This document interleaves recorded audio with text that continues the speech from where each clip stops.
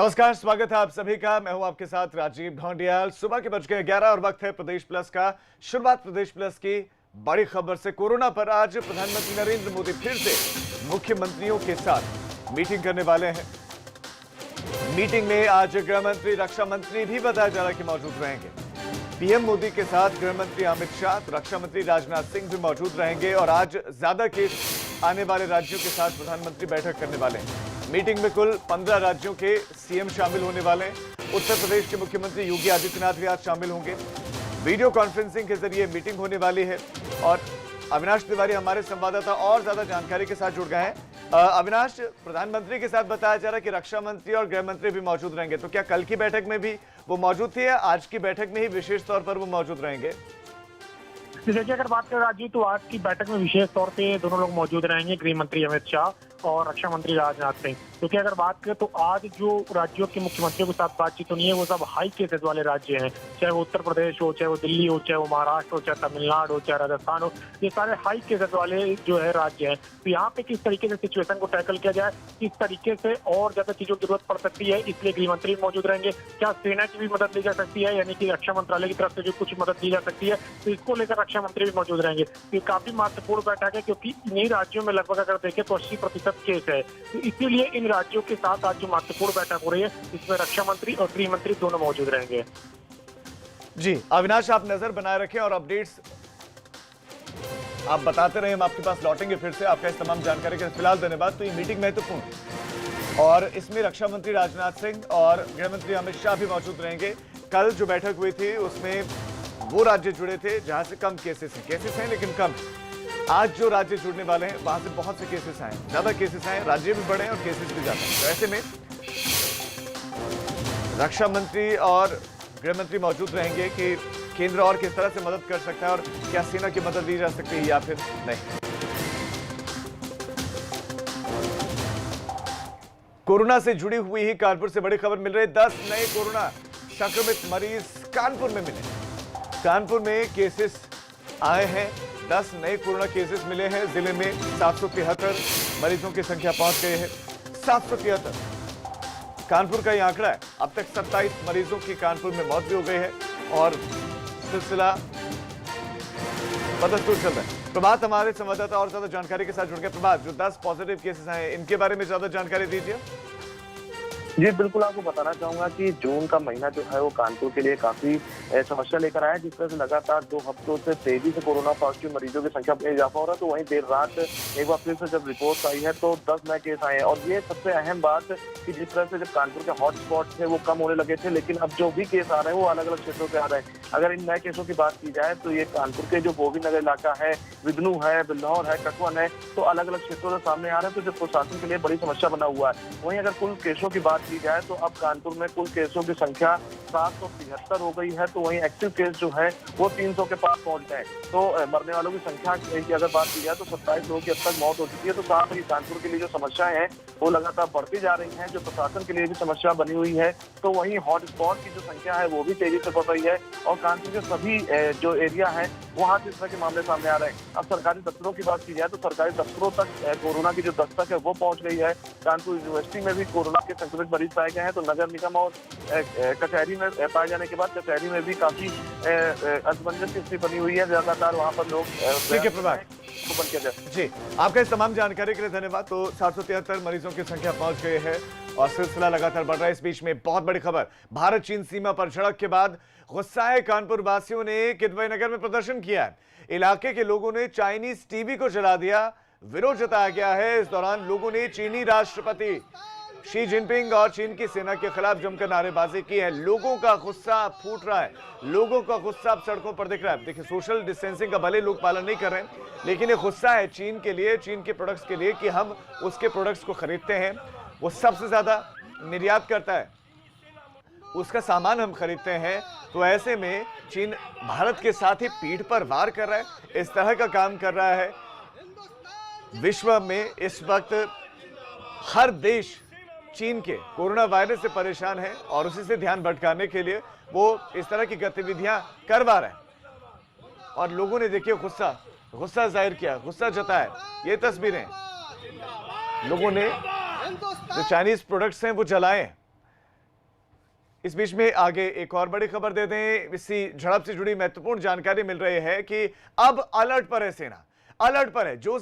जोशीमठ में सरहद पर आर्मी का मूवमेंट बढ़ गया। आप जरा तस्वीरों को देख लीजिए, आर्मी का मूवमेंट बढ़ा दिया गया है। बॉर्डर पर आईटीबीपी की और टुकड़ियां भेज दी गई हैं।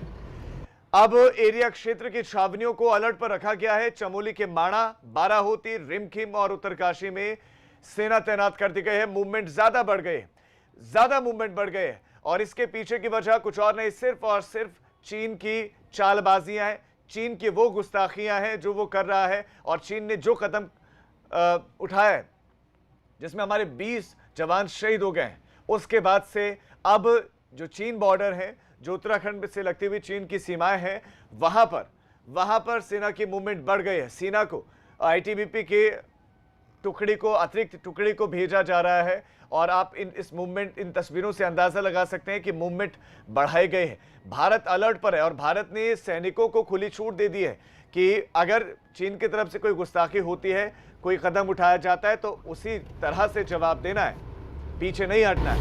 स्पष्ट है, आप इन तस्वीरों को देख लीजिए और मूवमेंट का आप अंदाजा लगा सकते हैं कि स्थितियां कितनी तनावपूर्ण है, इस वक्त स्थितियां कितनी खराब है। 15-16 की रात को चीनी सेना की दरअसल झड़प हुई थी। भारतीय जो पेट्रोलिंग टीम है, जब वो देखने के लिए गई थी कि चीन की सेना वापस लौटी है, चीन की सेना वापस गई कि नहीं, लेकिन वो गई नहीं थी और उन्होंने कम हमारे सैनिकों को देखते हुए उन पर हमला बोल दिया और 20 जवान हमारे शहीद हुए। हालांकि बड़ी क्षति चाइना को भी हुई है, ऐसी जानकारी मिल रही है।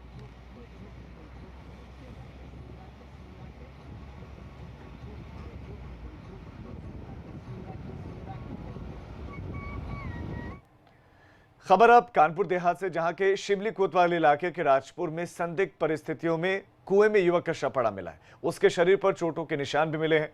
अब परिजनों ने युवक की हत्या कर उसका शव कुएं में फेंके जाने का आरोप लग रहा है। हालांकि पुलिस पूरे मामले में जांच कर रही है।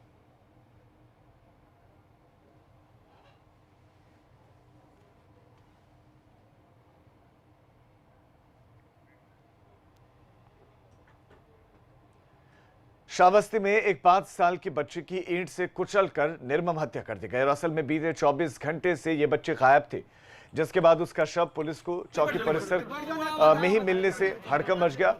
फिलहाल पुलिस पूरे मामले की तफ्तीश में जुटी है और ये घटना थाना मल्हीपुर के जमुना बाजार की है।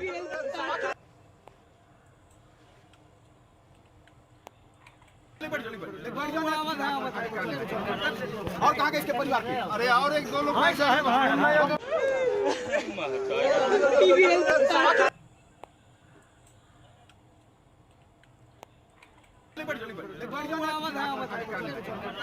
और कहाँ के इसके परिवार के? अरे और एक तो श्रावस्ती में एक बच्चे को मौत के घाट उतार दिया गया।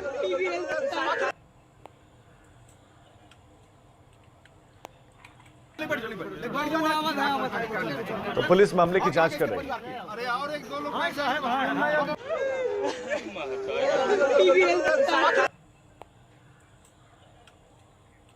अब खबर हमीरपुर से, जहां पर बिजली विभाग के कर्मचारी की मौत हुई और मौत के बाद परिजनों और ग्रामीणों ने जमकर हंगामा किया है। हमीरपुर से यह खबर मिल रही है, जहां बिजली विभाग के कर्मचारी की मौत और मौत के बाद से ग्रामीणों ने, परिजनों ने हंगामा किया है, प्रशासन के खिलाफ नारेबाजी की है और परिजनों का ये कहना है, ये मानना है कि इस साजिश के तहत संविदा कर्मी की हत्या की गई है। मोहदा कोतवाली के सिलौली गांव का मामला है। बिजली विभाग के कर्मचारी की मौत के बाद लोगों का गुस्सा फूट पड़ा है, लोगों का गुस्सा फूटा और उन्होंने हंगामा किया है, प्रदर्शन किया है, आरोप लगाया कि ये हत्या है, ये मौत नहीं है, ये साजिश के तहत हत्या की गई और उसके बाद लोगों ने नारेबाजी भी की है, सड़क को जाम किया गया।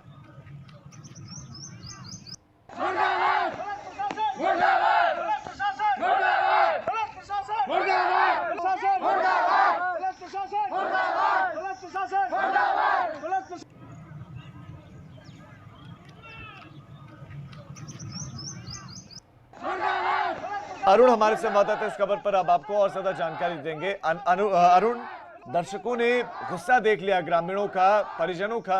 अब पूरा मामला आप दर्शकों को विस्तार से समझाएं कि पूरा मामला क्या था और अब मामले में पुलिस ने क्या किया है। जी, आपसे बता दें, जिस तरह तस्वीरें साफ बयां कर रही हैं कि जो भी ग्रामीण हैं वो काफी आक्रोशित हैं, क्योंकि उनके घर का एक जो चिराग था वो खत्म हो गया, वो भी प्राइवेट संविदा कर्मी था बिजली विभाग में। उसकी मौत के बाद जो परिजन है उनका आरोप है कि जो उनके विरोधी थे, उनकी साजिश के चलते उनके घर का चिराग बुझा है। फिलहाल 2 दिन बीत चुके हैं और अभी तक पुलिस के द्वारा कोई भी कार्रवाई नहीं की गई है। इसी से नाराज होकर आज जो भी परिजन है सड़क पर उतर आए हैं और ट्रैक्टर की ट्राली में सब रखकर रोड पर जाम लगा दिया है। और पुलिस की बात की जाए तो पुलिस मौके पर पहुंच चुकी है, क्योंकि हालात वहां पर प्रेजेंट टाइम में अभी ठीक नहीं है। सीओ और काफी पुलिस वहां तैनात कर दिया गया है और सब लोग हेलमेट लगाकर वहां पर खड़े हुए हैं ताकि कोई भी पत्थरबाजी या फिर कोई अप्रिय घटना ना हो। क्या अभी जो वहां पर अनियंत्रित स्थिति है, जाम की स्थिति है, उसको खुलवाया गया है और क्या समझाने की कोशिश चल रही है वह? जी, आपसे बता दूं, लगातार वहां पर पुलिस ये प्रयास कर रही है कि परिजनों से बातचीत हो जाए और परिजन केवल एक ही मांग पर अड़े हुए हैं कि वो आत्महत्या, कोई हादसा नहीं है, वो हत्या की गई है। पर जो पुलिस है, पुलिस का मानना ये है कि वो केवल एक एक्सीडेंट है, पर परिजन इस बात को मानने को तैयार नहीं है। उनका कहना है जब तक इसमें FIR नहीं लिखी जाएगी तब तक वो इसी तरह का जो कर रहे प्रदर्शन वो जारी रहेगा। अरुण, चूंकि परिजन FIR लिखने की मांग कर रहे हैं, मैं आपसे ये समझना चाहूंगा कि बिजली महकमा कह रहा है कि ये इस तरह की परिस्थितियां बन गई थी, किन परिस्थितियों में मौत हुई थी? ये आपको बता दूं, ये संविदा कर्मी था। बिजली विभाग की लाइट चली जाती है तो संविदा कर्मी बिजली के खंभे पर काम कर रहा था। वो परिजनों का कहना है कि उसके साथ एक लड़का और था, उससे उसका विवाद चल रहा था और उसी विवाद के चलते लड़के ने कहीं फोन करके जो लाइन थी उसको दोबारा चालू करा दिया, जिसके चलते उसकी लाइन पे ही मौत हो गई। तो पर ये जो जिसके साथ वो लड़का था उसके खिलाफ पुलिस जो परिजन है लगातार कह रहे हैं कि उसके कहने पर ही लाइट चालू हुई है, उसके कहने पर ही हत्या हुई है, और पुलिस ये चीज मानने को तैयार नहीं है, जिसके चलते ये परिजन है लगातार अभी प्रदर्शन कर रहे हैं। वहां पर स्थितियां अभी सामान्य नहीं है, पुलिस लगातार स्थितियां सामान्य करने के लिए लगी हुई है। जी अरुण, आपका इस तमाम जानकारी के लिए धन्यवाद। ये मामला चिंताजनक है। परिजन ये मांग कर रहे हैं कि ये मौत नहीं है, ये हत्या है, क्योंकि जो युवक था, जो बिजली विभाग का कर्मचारी था, वो खंबे पर काम कर रहा था। इसी बीच में उसके सहयोगी ने फोन कर दिया और बिजली की लाइन पर बिजली आपूर्ति बहाल कर दी और बिजली की जैसे करंट दौड़ने लगा, युवक की मौत हो गई करंट लगने से। अब परिजन ये कह रहे हैं कि मामले में कार्रवाई की जाए, FIR की जाए।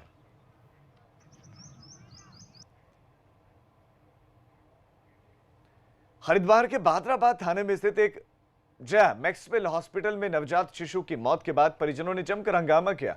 ग्रामीणों ने अस्पताल प्रबंधन पर लापरवाही का आरोप लगाया। मौके पर पहुंची पुलिस ने कई लोगों को हिरासत में लिया। परिजनों का कहना है कि डिलीवरी के लिए एक महिला को अस्पताल में भर्ती करवाया गया था। अस्पताल के डॉक्टर गर्भवती महिला का इलाज करने के लिए नहीं पहुंचे और अस्पताल की नर्सेस ने ही महिला का इलाज किया। परिजनों के बार बार आग्रह करने पर भी डॉक्टर इलाज के लिए अस्पताल नहीं पहुंचे और वहीं पर परिजनों की तहरीर पर पुलिस ने मामले की जांच अब शुरू कर दी है।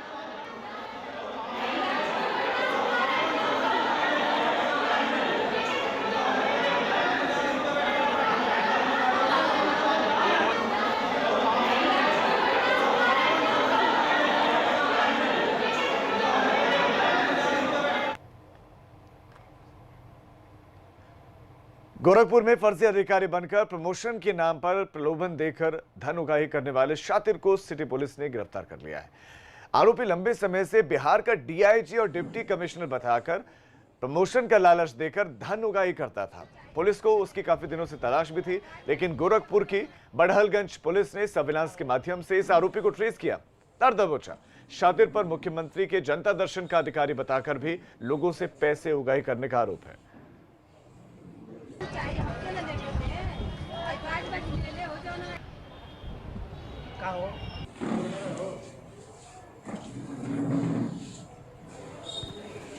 एक युवक गिरफ्तार हुआ है जो कि फर्जी DIG कहते थे कि मैं बिहार का DIG बोल रहा हूँ, कभी डिप्टी कमिश्नर, कभी कुछ और भी चीज़ का प्रयोग करके और वो उसका मिसयूज करता था। उसे आज अरेस्ट बड़हलगंज पुलिस ने किया है और जो उसके पास से एक मोटरसाइकिल और वो मोबाइल भी बरामद हुआ है। बरेली में कोरोना संक्रमित एक युवक ने अस्पताल के अंदर का वीडियो वायरल किया है, जिसके बाद से हड़कंप मच गया। असल में युवक ने वीडियो के जरिए अस्पताल की बदहाली बयां की है। युवक ने बताया कि उसे न अस्पताल में दवा मिल रही है, न ही गर्म पानी और न ही काढ़ा।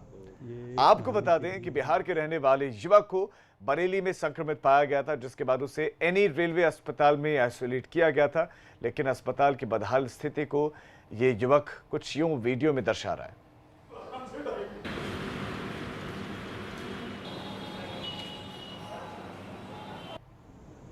हेलो दोस्तों, मैं एक कोरोना पॉजिटिव पेशेंट हूँ और मैं बरेली का रहने वाला हूँ। मुझे 2 तारीख को फीवर आया था काफ़ी तेज़। तो ये नहाने के लिए यहाँ व्यवस्था है जिसमें आपको कुछ भी नहीं मिलेगा, ना ही बाल्टी ना मग, और इतनी गंदी लेट्रिन है कि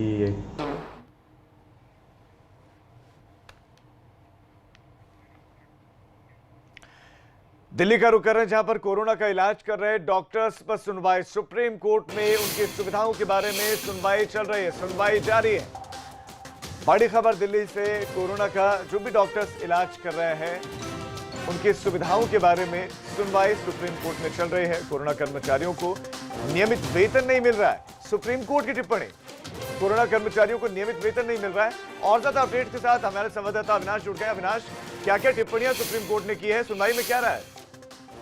देखिए राजीव, अगर बात करें तो ये डॉक्टर आरोसी जैन की याचिका थी, जिस पर सुप्रीम कोर्ट ने मांग की थी कि कोरोना के खिलाफ जो डॉक्टर्स हैं और स्वास्थ्य कर्मी हैं उनको नियमित सैलरी नहीं दी जा रही है और उनके क्वारंटीन की व्यवस्था नहीं की जा रही है। इस पर सुप्रीम कोर्ट ने अपना महत्वपूर्ण आदेश दिया है। अगर बात करें तो सुप्रीम कोर्ट ने 4 प्रमुख आदेश दिए हैं। पहला आदेश ये दिया है कि तमाम सारे राज्यों को अगले 24 घंटे के अंदर तमाम सारे डॉक्टर्स और स्वास्थ्य कर्मियों के वेतन जारी करने होंगे। अगर राज्य सरकार ऐसा नहीं करती है तो राज्य के जो मुख्य सचिव हैं उनके खिलाफ केस दर्ज किया जाएगा। भारतीय दंड संहिता और आपदा प्रबंधन अधिनियम के तहत ये अपराध होगा। तो जाहिर तौर पर बात ये काफी बड़ी जो है सुप्रीम कोर्ट की तरफ से आदेश है। इसके अलावा कहा गया है कि डॉक्टरों के क्वारंटीन की व्यवस्था की जाए। डॉक्टर अगर हाई रिस्क के हैं, वो कोविड मरीज के संपर्क में आते हैं, तो उनको पहले 1 हफ्ते की क्वारंटीन किया जाए और 1 हफ्ते के बाद उनका जो स्वास्थ्य परीक्षण करने के बाद अगर जरूरत हो तो आगे क्वारंटीन किया जाए, अन्यथा फिर उनको क्वारंटीन से छुट्टी दी जा सकती है। तो ये काफी महत्वपूर्ण आदेश उन्होंने दिया है। अगर बात करें तो केंद्र सरकार से पूछा गया था कि क्या केंद्र सरकार इस पे कुछ कर सकती है, तो सॉलिसिटर जनरल ने अपनी ओर से कहा था कि केंद्र ऐसे आदेश राज्यों को निर्देश दे सकती है जहां पे वो तमाम सारे डॉक्टरों के तुरंत सैलरी जारी करने की बातचीत करे। अगर हम आपको बताएं राजीव, इसी के साथ एक तथ्य जोड़ते हैं कि नोएडा का सेक्टर 24 में ESI अस्पताल है और वहां पे तमाम सारे स्टाफ, नर्सेज, टेक्नीशियन और इसके अलावा कंपाउंडर अस्पताल से चले गए हैं, धरने पर बैठ गए हैं। उनका कहना है कि पिछले 3 महीने से उनको वेतन नहीं मिला। ठीक है, भी ऐसे कई सारे अस्पताल हैं जहाँ यानी कि इस माहौल में कम से कम सुप्रीम कोर्ट का एक अच्छा निर्देश कम से कम कि डॉक्टरों को सैलरी तो दी जाए। अविनाश बने रहे, एक बहुत बड़ी खबर, उस पर आपसे अपडेट लेने वाले हैं हम लोग। तो सुप्रीम कोर्ट में अभी सुनवाई आपको बता दें कि डॉक्टर्स को लेकर हुई है। और एक और बड़ी खबर दिल्ली से ही, रक्षा मंत्री राजनाथ सिंह की साउथ ब्लॉक में बैठक। CDS जनरल बिपिन रावत और तीनों सेनाध्यक्ष मौजूद हैं और रक्षा मंत्री ने विदेश मंत्री से फोन पर बात की है। अविनाश बताइए, इस बैठक में क्या हुआ है? कि पिछले 1 घंटे तक राजू ये बैठक चल रही है जिसमें तीनों सेना के प्रमुख, इसके अलावा CDS जनरल बिपिन रावत मौजूद है। उनके साथ ये बातचीत कर जा रही है कि किस तरीके से वहाँ पे भी सिचुएशन है, क्योंकि अगर हम बात करें तो कमांडर स्तर की वार्ता अभी भी लद्दाख में जारी है और वहाँ पे जिस प्रकार से गैवलॉन घाटी में अभी भी अधिकारी लगातार चीनी अधिकारियों के साथ बातचीत कर रहे हैं, तो इसका भी अपडेट लिया गया। आगे क्या रुख होना चाहिए इसको लेकर बैठक हो रही है, तीनों सेनाओं के साथ बातचीत हो रही है, किस तरीके से स्ट्रेटेजिकल बातचीत होनी चाहिए, किस तरीके से डिप्लोमेटिक स्तर पर बातचीत होना चाहिए, इसको लेकर अभी मंत्रणा हो रही है। और बात करें तो रक्षा मंत्री राजनाथ सिंह अभी पिछले 1 घंटे से तीनों सेना प्रमुख और CDS के साथ इसी बात को लेकर बैठक कर रहे हैं। जी अविनाश, तमाम जानकारी के लिए धन्यवाद। नजर आप बनाए रखें, बड़ी खबरें हैं और इन बड़ी खबरों पर लगातार नजर हमारे बने हुए, एक एक अपडेट, एक एक मूवमेंट किस तरह की है, ये ABP गंगा आपको लगातार बता।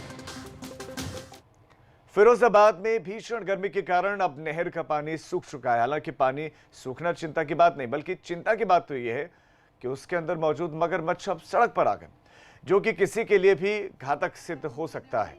यहाँ के शिकोहाबाद इलाके के गांव दिखतोली में नहर का पानी सूखने के कारण मगरमच्छ सड़क पर आ गया। इसकी खबर सुनकर लोगों में दहशत का माहौल है, क्योंकि मगरमच्छ किसी भी इंसान को क्षण भर में खत्म कर सकता है।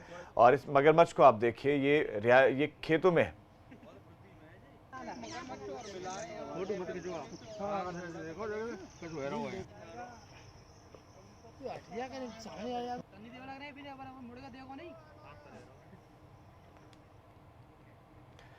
प्रयागराज के पूर्व एसएसपी सत्यार्थ अनिरुद्ध की कोरोना की रिपोर्ट पॉजिटिव आई। इससे पहले सोमवार को ही सत्यार्थ अनिरुद्ध का तबादला कर दिया गया था, लेकिन अब उनके तबादले को लेकर राजनीति गर्मा गई है, क्योंकि अनिरुद्ध ने शिक्षक भर्ती फर्जीवाड़े में कार्रवाई करते हुए फर्जीवाड़े का गिरोह का खुलासा किया था। ऐसे में अब विपक्ष अनिरुद्ध के तबादले पर सवाल उठा रहा है।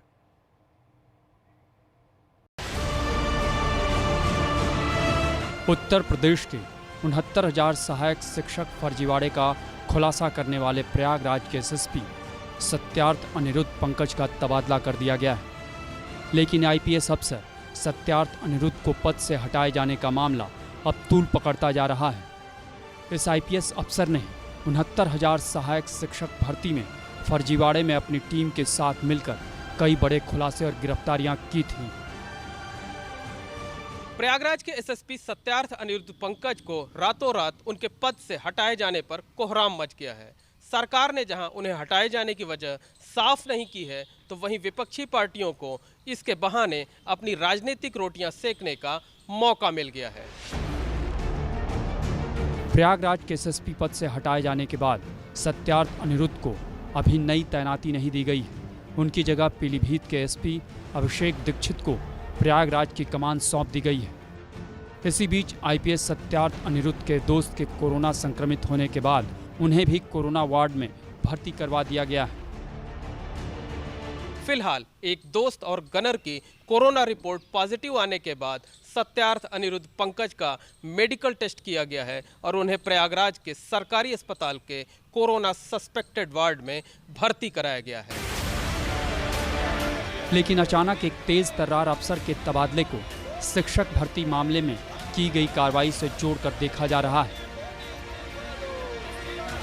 ये बड़े लोगों को बचाने के लिए, जिससे जो भारतीय जनता पार्टी के इन्वॉल्वमेंट आ रहा है उसको बचाने के लिए इन्होंने ऐसा किया है, और इससे बहुत बड़ी निराशा, एक बहुत बड़ी हताशा ब्यूरोक्रेसी में, पुलिस में जाती है। ये एक तरीके से पुलिस अफसरों को, आईपीएस अफसरों को डिमोरलाइज करने के लिए, उनको हताश करने के लिए, उनको निराश करने के लिए, उनको सबक सिखाने के लिए और ये मैसेज देने के लिए किया गया है कि अगर सरकार के खिलाफ काम करोगे, सरकार की गलतियों को उजागर करोगे, सरकार का भांडा फोड़ करोगे, तो आपको हम रहने नहीं देंगे, वहां हम जलील करेंगे, आपको बेइज्जत करेंगे और आपको खराब जगह भेजेंगे, जो भी खराब और सही बताया जाता है। विपक्ष आरोप लगा रहा है कि सरकार ने आईपीएस सत्यार्थ अनिरुद्ध को शिक्षक भर्ती फर्जीवाड़े में तेजी से कार्रवाई करने की सजा दी है। कांग्रेस महासचिव प्रियंका गांधी ने ट्वीट कर लिखा, जिस समय उन्होंने इतने बड़े घोटाले का खुलासा किया, उनके जाने से जांच का नुकसान न हो। वजह जो भी हो, ऐसे अफसरों को पब्लिक का पूरा समर्थन मिलना चाहिए, जो ईमानदारी से निर्भय होकर अपना कर्तव्य निभाते हैं।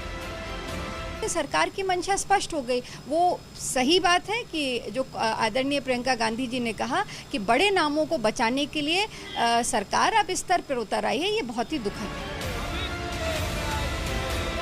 वहीं इस मामले में राजनीतिक दलों के अलावा स्थानीय लोग भी आईपीएस के तबादले के फैसले के खिलाफ नाराज दिख रहे हैं, लेकिन अब तक ये साफ नहीं हो सका है कि जो अफसर एक बड़े फर्जीवाड़े की तेजी से जांच कर रहा था, आखिर उसे अचानक क्यों हटा दिया गया।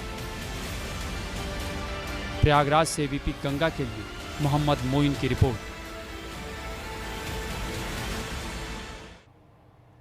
अब खबर गोंडा से, जहां पर बहुचर्चित अनामिका प्रकरण में यूपी एसटीएफ और गोंडा कोतवाली नगर पुलिस ने संयुक्त कार्रवाई करते हुए फर्जी दस्तावेजों के आधार पर बेसिक शिक्षा विभाग में नौकरी लगवाने वाले 3 लोगों को गिरफ्तार किया है। इस कार्रवाई से शिक्षा विभाग में हड़कंप है। गिरफ्तार लोगों के नाम पुष्पेंद्र सिंह, आनंद और रामनाथ हैं। आपको बता दें कि गोंडा के भुलहीडीह की रहने वाली असली अनामिका शुक्ला की तहरीर पर गोंडा कोतवाली नगर में बीते दिनों अज्ञात के खिलाफ मुकदमा पंजीकृत हुआ था, जिसके तहत पुलिस आरोपियों की खोज में लगी हुई थी और आखिरकार यूपी एसटीएफ गोंडा की पुलिस ने कार्रवाई करते हुए इन 3 बड़े शिक्षा माफिया को गिरफ्तार किया है, और जो कि बेसिक शिक्षा विभाग में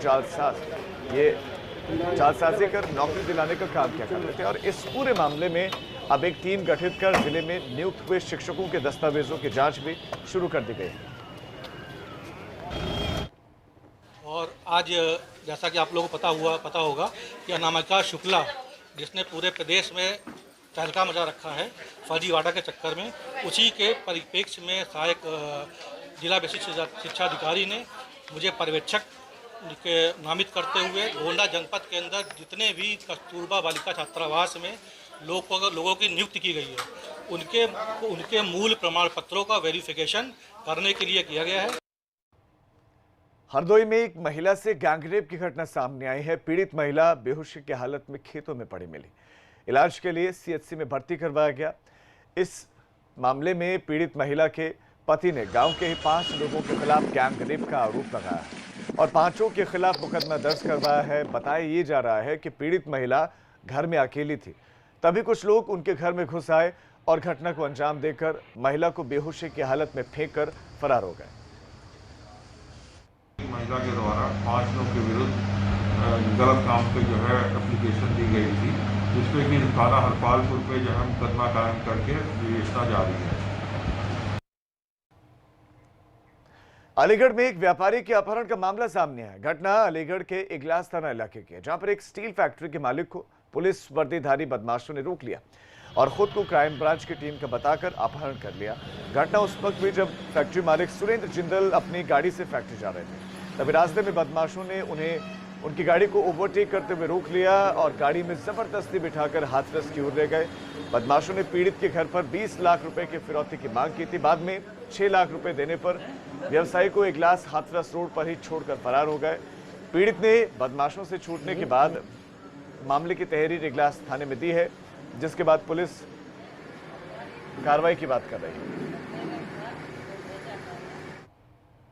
4 आदमी थे, 2 पुलिस की वर्दी में थे, एक बिना वर्दी में था। जबरदस्ती आके मुझसे कहने लगा कि मैं खिलाफ FIR, और मैंने की कि मेरे खिलाफ है तो मुझे FIR दिखाओ। तो उन्होंने FIR दिखाने से मना कर दिया और झंका चोरी करके मेरी गाड़ी में पीछे से घुस गए और मुझे पकड़ के गाड़ी में मेरी ही गाड़ी में डाल के मुझे ले गए। इगलास थाना क्षेत्र में पड़ता है। इगलास अलीगढ़ इगलास रोड पर व्यापारी हैं, अलीगढ़ के रहने वाले। इनकी फैक्ट्री है यहाँ पर, फर्नेस की फैक्ट्री है। इनके साथ ये सुबह घटना हुई थी, जिसमें कि जब ये सुबह फैक्ट्री की तरफ जा रहे थे तो इन्होंने बताया कि एक स्कॉर्पियो में कुछ 3-4 लड़के थे, जिसमें से 2 ने वर्दी पहनी हुई थी और 2 ऐसे ही थे। उन्होंने इनको जो है ये बोलकर कि आपके खिलाफ हमारे पास वारंट है, इनको इनकी गाड़ी में बैठ गए और फिर इनसे जो है फिरौती वसूल की। इनकी पत्नी को बताकर उन्होंने इनको अगर पैसे दिए। तो ये सूचना हमारे पास है, हमने कंप्लेंट ले ली है और अभी प्रिलिमिनरी हम लोग जांच कर रहे हैं। जो भी इसमें सच्चाई निकल के आएगी उसके बाद आगे कार्रवाई की जाएगी। अब एक छोटे से ब्रेक के लिए हम रुक रहे हैं।